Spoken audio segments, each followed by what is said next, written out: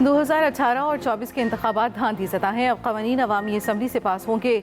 मौलाना फजलुर रहमान का मीनार पाकिस्तान ग्राउंड में golden jubilee ख़त्म नबूवत कॉन्फ्रेंस का खिताब। कहा उनसे मुल्क नहीं संभाला जा रहा। बलूचिस्तान और KP में हुकूमत की रिट ख़त्म हो चुकी। हम नहीं दे सकते तो टैक्स किस बात का लिया जा रहा। तुम मदरसे की एक ईंट गिराओगे मैं तुम्हारी हुकूमत की इमारत गिरा दूंगा। मजीद बोले बड़े लोगों ने कहा सेहूनी रियासत को तस्लीम कर लेना चाहिए मगर इसराइल के वजूद को तस्लीम नहीं किया जा सकता। अमरीका इंसानी हकूक़ का कातिल हो सकता है, अलंबरदार नहीं।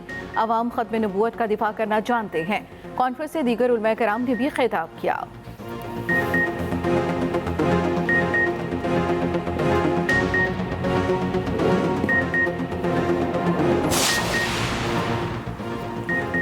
तहरीक इंसाफ आज इस्लामाबाद में पावर शो करेगी। जलसे की तैयारियां जोरों शोर से जारी। इंतजामिया ने कमर कस ली। मुख्तलिफ शाहराहों पर कंटेनर्स रख दिए गए। मरी रोड फैजाबाद के मकाम पर कंटेनर सड़कों के अतराफ मौजूद। इंतजामिया ने जलसे का मकाम बदल दिया था। जलसा संचानी मवेशी मंडी के करीब होगा। DC इस्लामाबाद कहते हैं कि PTI को जलसे की मशरूत इजाज़त दी गई। रूट की खिलाफ वर्जी पर एक्शन लिया जाएगा। तहरीक इंसाफ भी पूरी तरह से तैयार। कारकुनान को हर सूरत इस्लामाबाद पहुँचने की हिदायत। तहरीक इंसाफ ने भी प्लान B और C तैयार कर लिया। KP से बिल्डोजर, क्रेन, शेलिंग से बचाव का सामान लाया जाएगा। हर रुकने असम्बली को 1000 से 2000 कारकुनान साथ लाने का टास्क।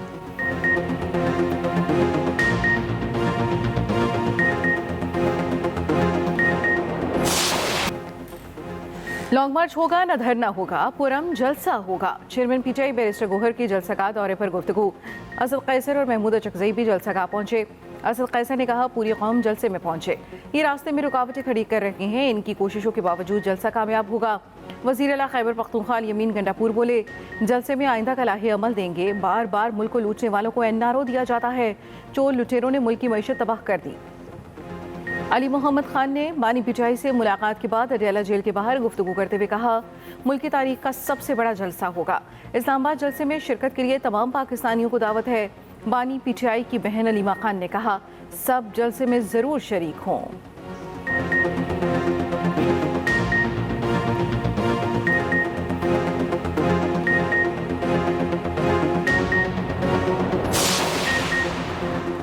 इस्लामाबाद में गैर कानूनी इज्तिमा पर पाबंदी का बिल कानून बन गया। सदर मुमलिकत ने पुरअमन इज्तिमा और अमनो आमा बिल पर दस्तखत कर दिए। गजट नोटिफिकेशन जारी। बगैर इजाज़त जलसा करने पर 3 साल कैद और जुर्माना होगा। दोबारा जुर्म दोहराने पर 10 साल कैद होगी।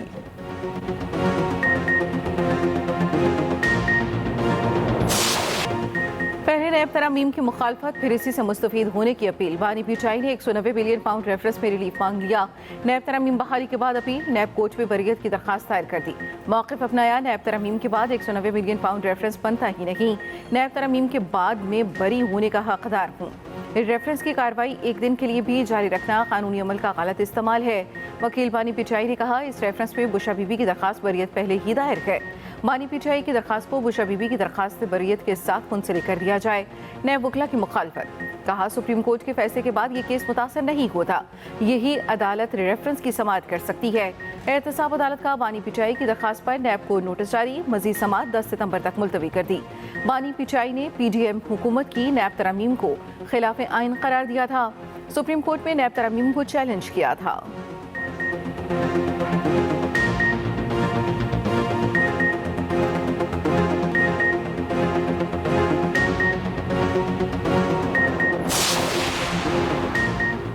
छोटी सी अशराफिया ने अरबों रुपए के रेफरेंस मुआफ करा लिए। बानी PTI का नैब तरामीम बहाली पर मौक़िफ़। कहा नैब को सुप्रीम जुडिशल काउंसिल के नीचे लाकर आज़ाद और खुद मुख्तार इदारा बनाया जाए।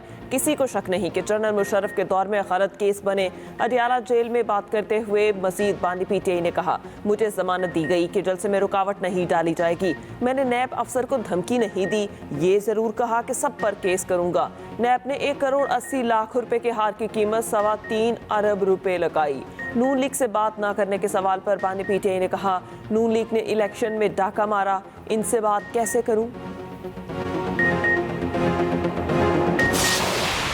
इसराइली अखबार ने बानी PTI को पाकिस्तान इसराइल ताल्लुकात के लिए मौजू तरीन शख्स करार दे दिया। टाइम्स ऑफ इसराइल के मज़मून में दावा किया गया बानी PTI पाकिस्तान और इसराइल के ताल्लुकात की मौजूदा नौयत बदल सकते हैं। बानी PTI की गोल्डस्मिथ फैमिली से रिश्तेदारी एक हकीकत है। गोल्डस्मिथ खानदान से ये ताल्लुक बानी पीटीआई का इसराइल से मुतल्लिक मौक़िफ़ बदलने में अहम किरदार अदा कर सकता है। जमामा का भाई ज़िक्का इसराइली हामी हलकों से करीबी ताल्लुक है। मज़मून में दावा किया गया है, ऐसी इतलात हैं बानी पीटीआई ने गोल्डस्मिथ फैमिली के जरिए इसराइली हुकाम को पैगामात भेजे, इसराइल और इत्तेहादी यकीनी बनाए बानी पीटीआई पाकिस्तानी सियासत में हिस्सा लेने के लिए आज़ाद हो। रहनुमा नून लीग तलाल चौधरी का रद्द अमल, कहा बानी पीटीआई को इसराइली मफादात के लिए ही पाकिस्तानी सियासत में लॉन्च किया गया। आज इस बात पर इसराइली अखबार ने मुहर लगा दी।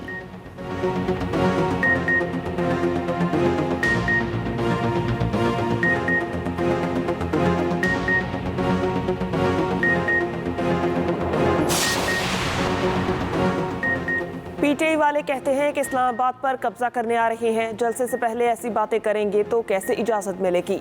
विफाकी वज़ीर मुसद्दिक मलिकी एक्सप्रेस न्यूज़ के प्रोग्राम सेंटर स्टेज में गुफ्तगू, कहा सो पीटीआई वाले स्लिप में पकड़े जाएंगे। रहनुमा पीटीआई अली जफर ने कहा हमारी कोशिश है कि हुकूमत के खिलाफ मुश्तरका जिद्दोजहद हो। JUI के साथ बात चल रही है। नैब तरामीम का फ़ायदा बानी पीटीआई को भी होगा। सीनियर सियासतदान मोहम्मद अली दुरानी का सबको मिलकर रास्ता तलाश करने का मशवरा, कहा सियासतदान टकराव के बजाय मुफाहमत का रास्ता निकालें।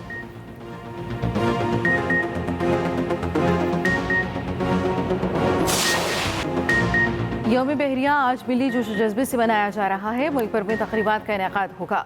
65 की जंग में पाक बहरिया का दबदबा आज भी दुश्मन नहीं भुला पाया। भारतीय नेवी को दबारका के मुकाम पर दबोच लिया, दुश्मन को भारी नुकसान उठाना पड़ा।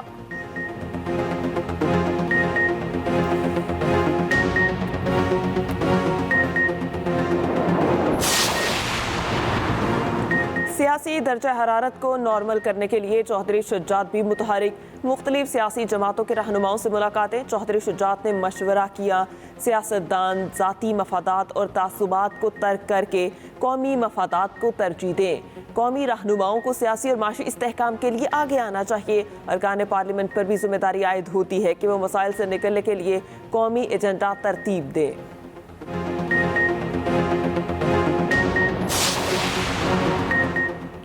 तहरीक इंसाफ में तब्दीली की हवा चल पड़ी। उमर अयूब का बतौर सेक्रेटरी जनरल पीटीआई इस्तीफा मंजूर। उमर अयूब ने कहा बतौर कारकुन काम जारी रखूंगा। बानी पीटीआई ने रऊफ हसन को हटाने की इजाज़त दे दी। नए सेक्रेटरी इत्तलात के लिए शेख वकास अकरम का नाम सर फहरिस्त है।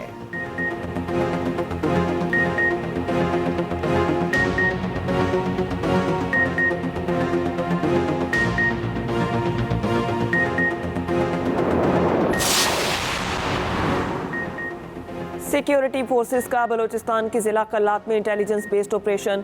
ISPR के मुताबिक फायरिंग के तबादले में 2 दहशतगर्द हलाक दहशतगर्दों से असलहा और गोला बारूद बरामद। वजीर आजम की कामयाब कार्रवाई पर सिक्योरिटी फोर्सेस की तारीफ, कहा फोर्सेस ने पेशावराना महारत से दहशतगर्दों को हलाक किया। पाक सरजमीन से दहशतगर्दी के खात्मे तक जंग जारी रहेगी।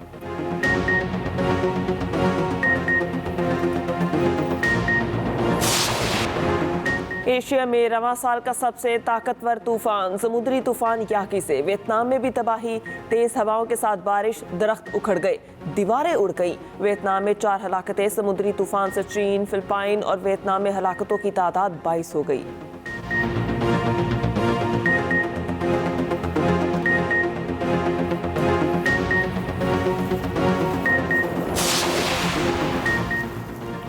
नायब वज़ीर आज़म इसहाक डार का कहना है बरतानवी हुकूमत के साथ PIA का मामला उठाया है। दौरान सफ़र भी मुसाफिरों ने बार बार PIA परवाज़ों की बहाली का सवाल किया। बरतानवी हुकाम से कहा यह पाकिस्तानियों का अहम मसला है।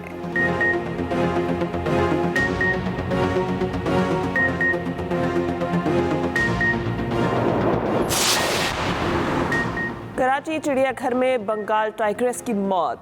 KMC हुकाम ने तस्दीक कर दी। टाइग्रेस काफी अरसे से बीमार, उम्र 30 साल थी। मादा बंगाल टाइगर की मौत 1 हफ्ते पहले हुई थी।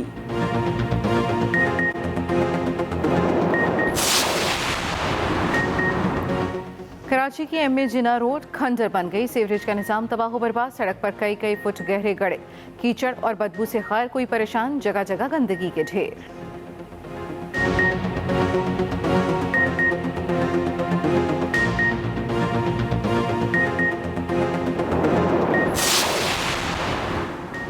पाकिस्तान में 32% बच्चे स्कूल से बाहर, बच्चियों की तादाद ज्यादा। दुनिया भर में आज योम ख्वानदगी मनाया जा रहा है। अक़वाम मुत्तहिदा की तालीम से मुतालिक रिपोर्ट में पाकिस्तान की 9 दर्जे तनस्ली 167 ममालिक में 137वें नंबर पर आ गया।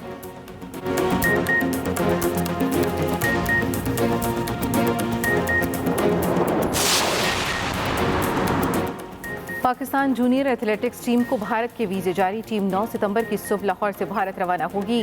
12 रुकनी जूनियर टीम लाहौर से अमृतसर बजरिया बस सफर करेगी। चैंपियनशिप 11 से 13 सितंबर तक चेन्नई में होगी।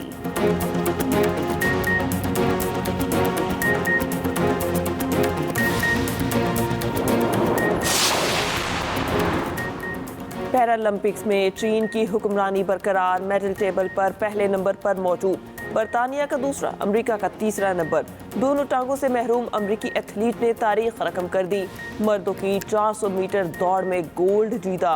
एथलीट की अहलिया ने भी पेरिस ओलंपिक्स में लॉन्ग जंप में गोल्ड मेडल जीता था।